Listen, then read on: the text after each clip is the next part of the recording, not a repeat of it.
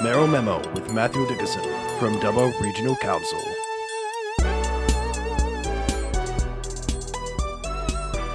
At now 12 minutes to 8, and he's in Japan. It's the Mayor of Dubbo Regional Council, Matthew Dickerson. Good morning, Matthew. And I have heard that I've missed a bit of the heat over there at the moment. It sounds like it's been an absolute stinker this week. It is. I think today is the hottest it has been as far as some of the forecast top temperatures go. But so, how is it over there? I bet it's pleasant. Well, it's a little bit chilly at the moment. I'm sitting here. It's 5:47 a.m. and it's 3 degrees Celsius at the moment.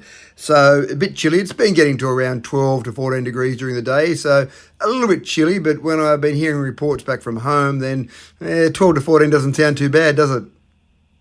Well, certainly not. Dubbo currently 25.4 degrees, going for a top of 41 today. Now, so why is the Mayor of Dubbo Regional Council in Japan? Well, I was approached by an organisation called CLAIR, which stands for Council of Local Authorities for International Relations. And they have an exchange program where they work on getting to the stage where you're looking at how local government is done in Japan versus different countries around the world. And they've got offices in 7 different countries. And of course, they've got one in Australia, one in Sydney. And they approached me to ask me to lead a delegation across from Australia to Japan. And it's actually an Australia-New Zealand combination. We've got 2 people from New Zealand. We've got 3 people from Australia. So we've got a mayor from over in WA, a gentleman named Jason. We've got a gentleman named Peter in South Australia, which heads up a group of organisations, 11 different council organisations there. And then in New Zealand, we've got Delhi from New Zealand, who's a councillor, and then Steve, who's a CEO over in New Zealand. So a good combination, 2 mayors, 3 councillors in total, 2 executive staff, senior executive staff level members. And so that delegation is really coming over to continue to foster international relations, but also more importantly to learn how local government is done in Japan versus how local government is done in Australia and what we can learn from each other. Also, too, look, I will drag this out into the open because there is scuttlebutt, as always, on social media. Dubbo Regional Council has not paid for this trip, have they? Not at all. And there's a policy, ever since I was elected to council back in 2004, we've been doing international trips. We've got a sister city in Japan. We've got a sister city in Wujiang. So councillors in the past, over my time involved in council, have been on overseas trips, but all of those have been self-funded. The council doesn't pay for those, and that's a policy they've got. Now, of course, a policy can be changed, but this policy certainly wasn't changed for this. I certainly didn't even approach council about that. I understand they're self-funded, so I just take that. So I'm here representing Dubbo, in fact, representing Australia to some extent, and paying for that myself, which I'm quite comfortable with. I don't have a problem with that. It is disappointing when people immediately assume that it's a junket, in inverted commas, or council's paying for it. But to me, that's a minor issue. I think the more important issue is what we can achieve by having these international relationships. I'm glad you cleared that up. So what are some of the benefits of this visit, Matthew, these relations? Well, it really is about exploring what happens here and what's different and what's the same. On a big picture level, it's quite interesting. One thing that is absolutely in common between Japanese local government and Australian local government, and we actually had a lecture from a professor on the first day in Tokyo, and then we moved down to really get involved closely or intimately with one local government. So I'm down in a place called Kouhoku Town at the moment, but we spent some time in Tokyo initially, and one of the things we found was that in terms of local government, we've got 537 local government areas in Australia. In Japan, they've got 1,718. Now, that makes sense because you've got a larger population, so it makes sense that there are more local government areas. And the number one issue with local government in Japan is financial sustainability. How often do we hear that talked about in Australia? So it's quite interesting to hear that in Japan. And the other thing that's a big topic in Japan is amalgamations or mergers. They tend to call them mergers over here. And those mergers have already occurred. There used to be 3,000 local government areas, and now they've reduced that to the 1,718. So that's been a big issue, and still more talk possibly of those amalgamations. The difference here is that they don't seem to have been forced amalgamations. They seem to have been more the fact that they've been offering incentives for different local government areas to come together and take advantage of those shared resources. So that's certainly a big issue for discussion.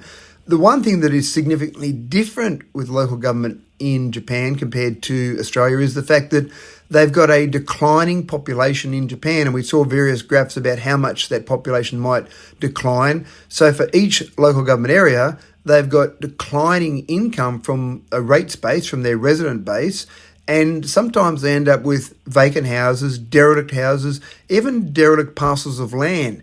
Now, of course, we have that opposite problem in Australia, that we've got too many people trying to come to different areas. Dubbo is a perfect example. Not enough housing to accommodate these people.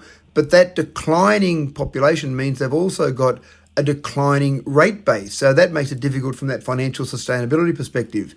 I suppose the other thing that I saw was significantly different is we looked at the various things that local government's responsible for in Australia versus Japan, and many things are similar, and the breakup from their, what they call their national government, so our federal government, and then they've got their prefecture government, which would be the equivalent of our state government, and then down to local government. But one thing that local government's responsible for is education up to about the year 9 level.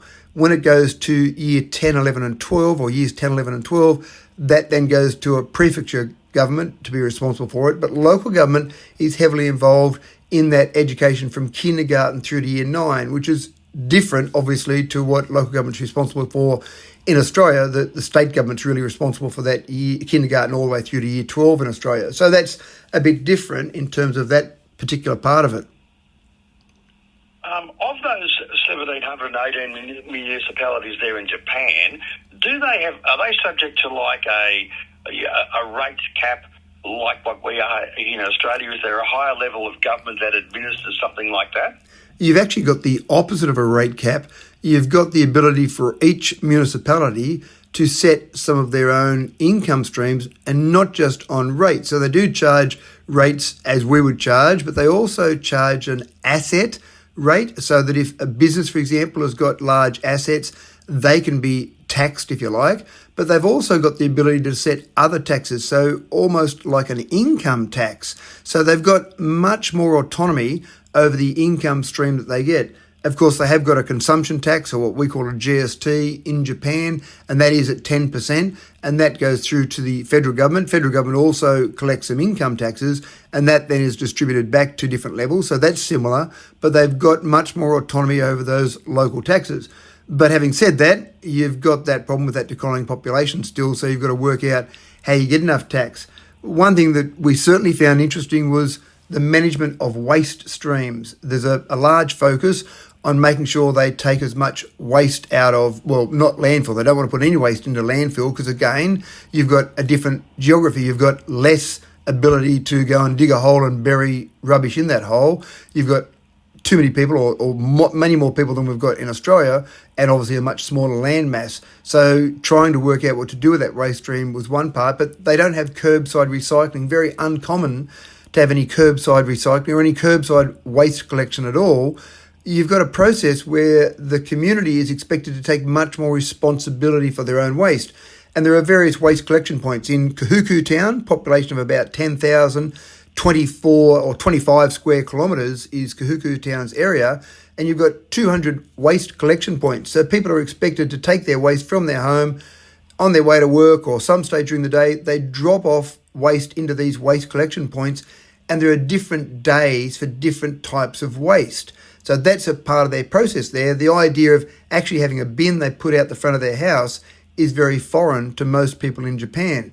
But what they do very well with that is, because there are different days for those different waste collections, the waste stream is very segregated. So when they go through to what their clean centre, or they call their clean centre, which is basically a dump, then those items that go through the dump are already pre-sorted, so that waste collection stream is certainly much better than ours. For example, in our yellow bin, we've got all the recycling, so whether it be plastic recycling or cardboard recycling, whatever it might be in there, whereas here it seems to be much more segregated, and they're very compliant. Japanese people are very good at doing what they're told, so they are very good at sorting that, a very low contamination rate in relation to those waste streams.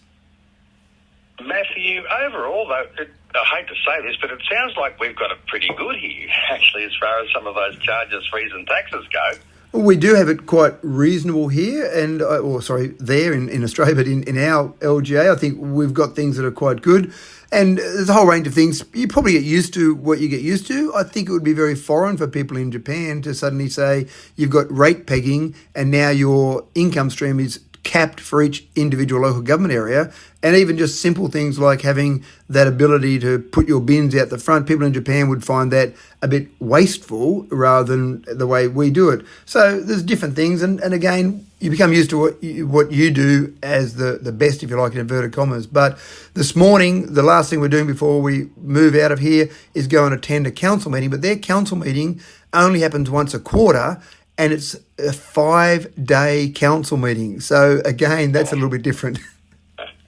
It certainly is. We're just about out of time, Matthew. Probably stay off the sake, stay warm over there, won't you? I will indeed. Looking forward to coming back and comparing notes with our councillors back when we get home. Certainly is. Look, thanks very much. A great learning and sharing experience there in Japan. Mayor of Dubbo Regional Council, Matthew Dixon, thanks for your time this morning. Always my pleasure, Anne.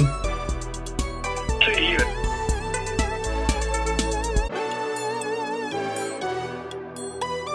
Mayoral Memo with Matthew Dickinson from Dubbo Regional Council.